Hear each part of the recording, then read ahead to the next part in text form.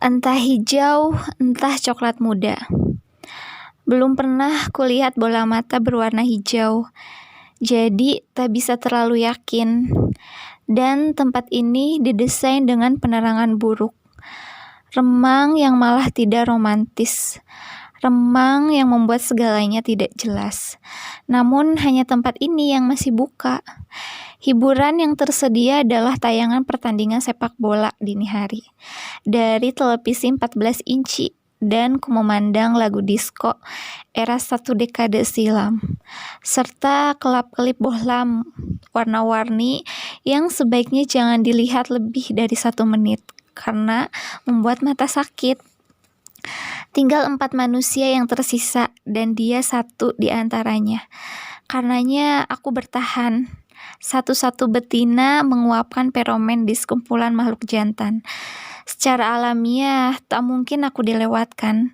Namun mereka malah menggubris karena tidak pernah ada pembicaraan menarik keluar dari mulutku. Sejak hari pertama kami semua berkenalan. Sementara aku tetap menyandang status kenalan. Mereka sudah menjadi 3 serangkai sahabat temporer yang dikondisikan waktu dan tempat. Aku tidak merasa rugi. Yang menarik dari mereka hanyalah dia. Dan dia bukanlah pembicaraan. Dia adalah tujuan. Ya, tujuanku bertahan. Satu di antara mereka menghampiri meja bar, meminta lampu warna-warni itu dimatikan. Rupanya mereka tidak lagi tahan, cuma aku yang tidak terganggu. Kelap-kelip itu menjadikanku semacam latar yang kadang menyerupai manusia, kadang bukan. Dan dalam keraguan orang akan merasa lebih baik diam. Kehadiranku jadi tidak perlu dikonfirmasi. Aku butuh lampu-lampu itu. Satu di antara mereka sampai berteriak senang begitu sekelar dipadamkan. Yang tersisa tinggallah sinar rembulan dan lampu berkekuatan kecil yang menyerupai penerangan lilin. Malah mendadak manis. Tempat itu mendadak romantis. Aku tidak suka. Tanpa sengaja dia menoleh ke arahku. Mereka tidak bisa lagi menghindar. Aku pun tidak bisa lagi menyamar menjadi latar.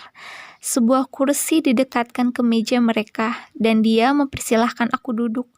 Dia yang paling kucari. Tapi tidak dalam jarak seperti ini. Kursi kami yang berdempetan membuat tempurung lutut kami bersinggungan. Andai ada pintu masuk di situ, akan kuselundupkan setengah bahkan 3/4 jiwaku untuk merasukinya.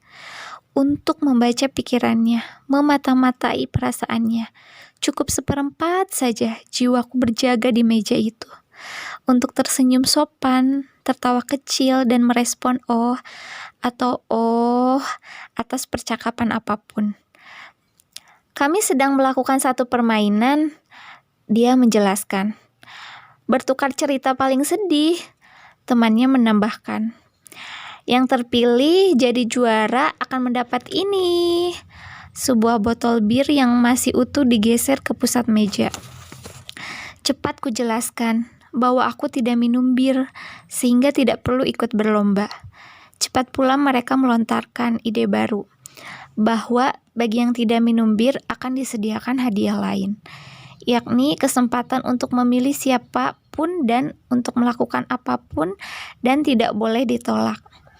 Ide itu disambut baik, bahkan ide bir sebagai hadiah utama dilengsarkan.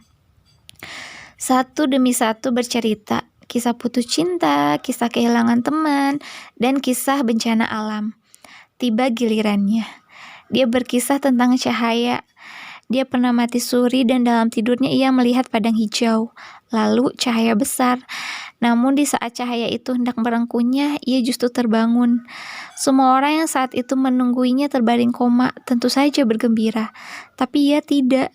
Hatinya bahkan patah. Ia menemukan cinta sejati dalam sebuah cahaya entah apa, yang cuma bisa ditemui saat mati suri atau mati betulan. pertemuan yang teramat mahal. Akhirnya dia memutuskan untuk jadi bertapa di abad modern. Menjadi manusia yang mengatasi cinta. Dan berjuang untuk menikmati cinta ilahi. Demi kembali menemukan cahaya itu. Tanpa perlu tunggu koma atau koit. Ketiga temannya termenung, sulit berempati pada kisahnya. Aku juga termenung. Giliranmu, suaranya memecah kesunyian. Kepalanya menoleh ke arahku, matanya menatap mataku. Cepat aku menatap bulan yang lebih mudah dihadapi. Aku mulai berkisah tentang satu sahabatku yang lahir di negeri dongeng, lalu menjelajahi kehidupan keluarga imigran yang sederhana. Setiap kali ibunya hendak menghidangkan daging ayam sebagai lauk, ibunya pergi ke pasar untuk membeli bagian punggungnya saja. Hanya itu yang mampu ibunya beli. Sahabatku pun beranjak besar tanpa tahu bahwa ayam memiliki bagian lain selain punggung. Ia tidak tahu ada paha, dada, atau sayap. Punggung menjadi satu-satunya definisi yang ia punya tentang ayam. Aku menghela napas. Kisah ini terasa semakin berat membebani lidah. Aku sampai di bagian bahwa aku telah jatuh cinta, namun orang itu hanya mampu kugapai sebatas punggungnya saja. Seseorang yang cuma sanggup kuhayati bayangannya dan tak akan kumiliki seutuhnya. Seseorang yang hadir sekelebat bagai bintang jatuh, yang lenyap keluar dari bingkai mata sebelum tangan ini sanggup mengejar. Seseorang yang hanya bisa kukirim isyarat sehalus udara, langit, awan, atau hujan. Seseorang yang selamanya harus dibiarkan berupa sebentuk punggung. Karena kalau sampai ia berbalik, niscaya hatiku hangus lalu cinta. Oleh cinta dan siksa. Sahabat saya itu adalah orang yang berbahagia. Ia menikmati punggung ayam tanpa tahu ada bagian yang lain. Ia hanya mengetahui apa yang ia sanggup miliki. Saya adalah orang yang paling bersedih karena saya tidak mengetahui apa yang tidak sanggup saya miliki. Sejenak aku teringat botol bir yang berembun tadi. Aku teringat trotoar tempat kami berjalan. Dan kakinya yang kubiarkan melangkah beberapa meter di depan. Aku teringat siluet punggungnya yang menghadap punggung di bar yang kami kunjungi sebelum bertemu dengannya. Aku teringat kemana aku harus kembali setelah malam ini dan kemana ia pergi nanti. Mereka semua berpandang-pandangan mencari sang juara. Aku menunduk dan memilih tidak ikut serta. Tahunan tidak mengecap alkohol, bir ini menjadi lebih dahsyat dari semua kisah sedih tadi. Tiba-tiba aku dengar mereka bertepuk tangan. Dia bahkan menyelamiku. Kisahku dinobatkan jadi juara dan kini saatnya menentukan hadiah yang ku mau. Siapa dan melakukan apa. Mereka begitu bersemangat menunggu titah dari mulutku yang ternyata penuh kejutan. Untuk pertama kalinya aku menjadi bagian dari mereka, sekelompok sahabat temporer yang bertemu di satu tempat asing dan kelak hanya akan berkirim surat elektronik. Namun bukan itu yang ku cari. Aku hanya ingin kembali ke tempatku di belakang sana. Menikmati apa yang ku sanggup, bukan di meja ini, bukan di sebelahnya, bukan bersentuhan dengan kakinya. Malam itu, sebagai hadiah kisah sedihku tentang cinta sebatas punggung dan punggung ayam di negeri orang, aku memilih dia. Aku menyuruhnya pergi ke bar dan menyalakan saklar lampu warna-warni tadi. Kemudian aku permisi pergi ke tempat dudukku semula.